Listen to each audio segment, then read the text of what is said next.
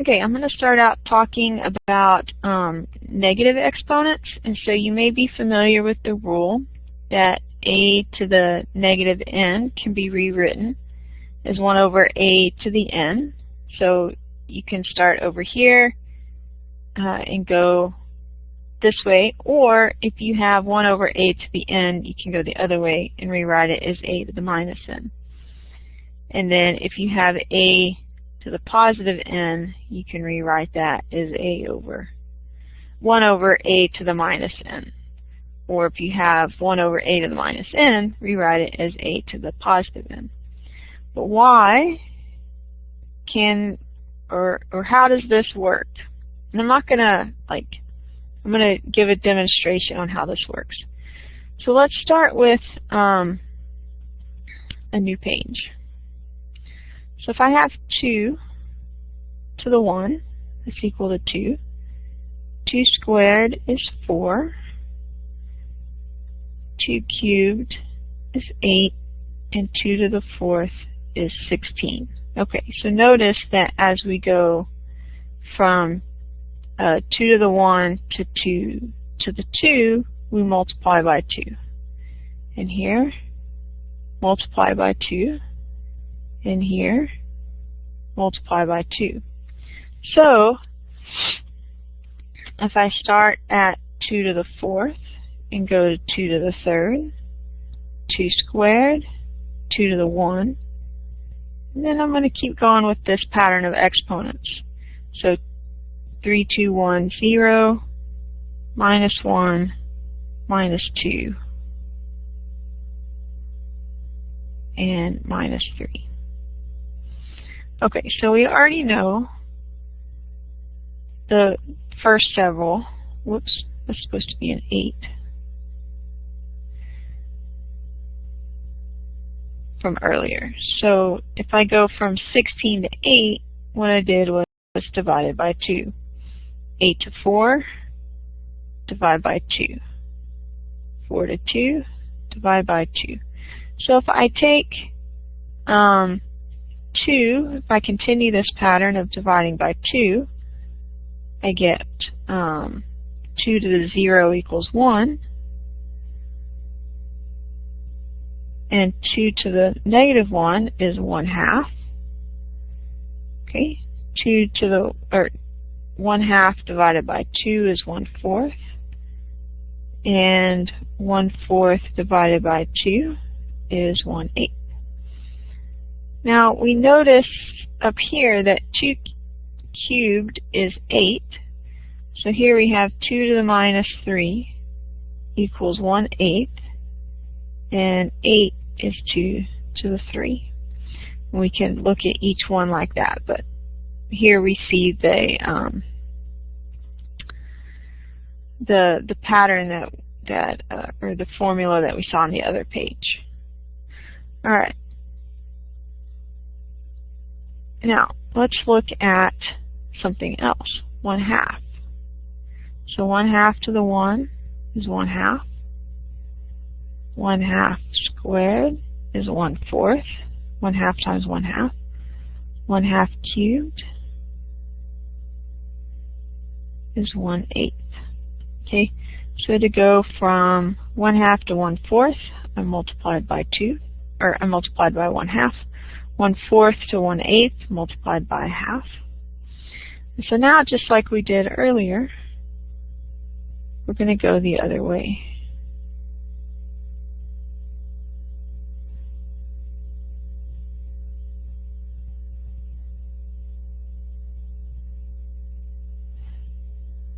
So 1/2 cubed is 1 over 2 cubed, which is 8. Here I get 1 over 2 squared, which is 1/4. And here I'm going to get 1/2. So to go from 1/8 to 1/4, I multiply by 2. To go from 1/4 to 1/2, multiply by 2.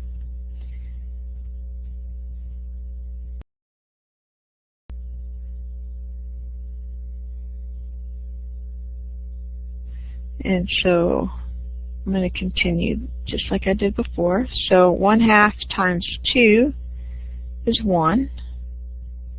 So 1/2 to the 0 equals 1. 1 times 2 would be 2. And 2 times 2 is 4. So here I have 1 over 2. It's raised to the minus 2 power. But I can rewrite that as 1 over 2 to the minus 2 is equal to 4. It's 1 over 2 to the minus 2, and 4 is 2 squared. So 1 over 2 to the minus 2 equals 2 squared. And so we've demonstrated that our formula from the first page made sense. Also, we saw in several cases where something raised to the 0 is 1. So A can't be 0. 0 to the 0 is undefined. We don't know what that is. But if it's not 0, something to the 0 is equal to 1. And we saw kind of a pattern argument in the previous slides. Alright, so now that we know about negative exponents, let's look what happens if we have x cubed divided by x squared. And so x cubed would be x times x times x squared. And so when x cancels, 2x cancels, and I'm left with x to the 1. And so basically what I did was subtracted the two exponents. Now what happens if the exponent is larger on bottom? So let's just do the subtraction. So x to the 3 minus 5 would be x to the minus 2, and I would rewrite that as x squared, 1 over x squared.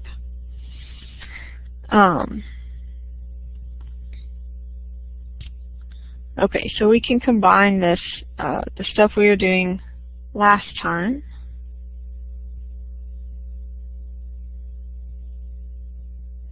What would happen if we had a times b squared in parentheses raised to the minus 4? So thinking about the last video, we would take each term raised to the minus 4. And so we would get 1 over a to the 4. And here we would multiply that. So we would get 2 times minus 4 is minus 8. And so finally we get a to the 4th, 1 over a to the 4th times 1 over b to the 8th. And I would write that as one fraction, 1 over a to the 4th, b to the 8th. I might have something like x to the minus 2 y cubed raised to the minus 2. So we would start out the same and apply each exponent to the terms, and then we would multiply. So x to the minus 2 times minus 2 would be x to the 4th, and then here we would multiply 3 times minus 2, which would be minus 6. And then if we had to write it without negative exponents, we would get x to the 4th over y to the 6th, and that would be the final one.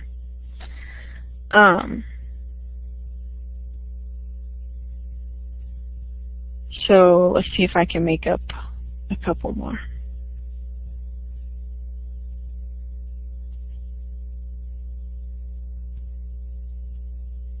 So here I have x squared times y all divided by x to the 5th z to the minus 2. So I would move z up to the top and change its exponent. and y doesn't have any other, there's only one y, so it doesn't go anywhere.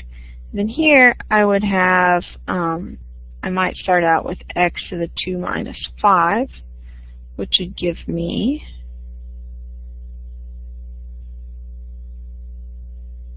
z squared y x to the minus 3, and then I would move the x to the denominator. Alright, now let's talk about rational exponents. So the square root is really the 1/2 exponent. So if I have the square root of x times y, the rules of exponents apply. So this is x times y to the 1/2, and then I would apply the 1/2 to the x and 1/2 to the y. And then I could go back to square roots if I wanted to, so I'd get the square root of x times the square root of y. Now, there's other types of roots besides just square roots. This would be a cube root, and so that is x to the 1/3. And in general, this is the nth root of x. It's x to the 1/n. So all the exponent rules apply to roots because they're essentially exponents. So if I had something like the nth root of x to the m, first thing I would do is change the nth root to an exponent. And remember, when we have exponents raised to exponents, that multiplies.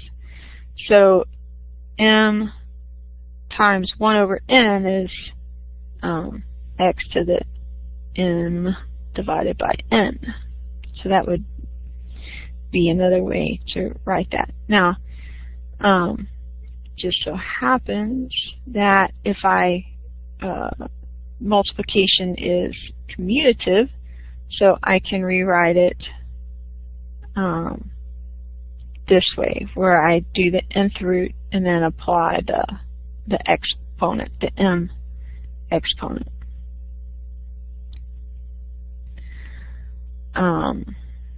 We have,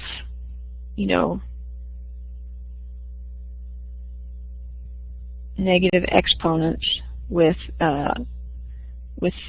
rational exponents. So this would be rewritten as x to the minus 1/2.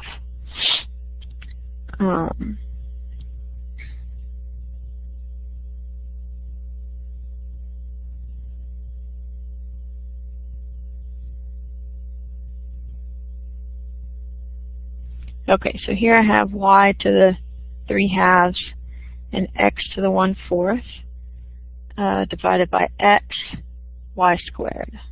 So what I'm going to do is I'm going to take y to the 3/2 minus 2 and x to the 1/4 minus 1. So you can use a calculator or find common denominators. 3/2 minus 2 is minus 1/2. And 1/4 minus 1 is minus 3/4. So I would rewrite this. Each would go to the bottom. And I don't have to use roots here. I can just leave it as y to the 1/2 x to the 3/4 that's in the denominator.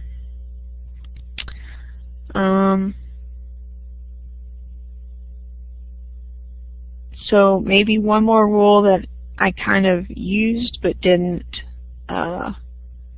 spell out would be something like x over y raised to the n. And so just like we had xy to the n equals x to the n, y to the n, the x and the y stay in their spots, but the exponent goes to each one. One note of caution, if you have a plus b to the n, what that is equal to is a plus b times a plus b, and you're going to have that multiplied together n times. Now, because you have to expand and all that stuff, that it's not equal to a to the n plus b to the n. So for example, if I use numbers, if I have 2 plus 3 to the 4th, that would be, if I did what's inside the parentheses, that would be 5. 5 to the 4th is 625. Now, a lot of students want to do this, 2 to the 4th plus 3 to the 4th. 2 to the 4th is 16, and 3 to the 4th is 81. So if I add those together, I'm obviously not going to get 625. So this is the correct answer, and this is the wrong answer. So you can't, when you do that, you know, if you had 2 times 3 to the 4th, you would get 2 to the 4th, 3 to the 4th, which is different than 2 to the 4th plus 3 to the 4th. So I just want to point out that you have to do the addition when you have to follow the rules of the order of operations. So you would perform the operation inside the parentheses and then apply the exponents.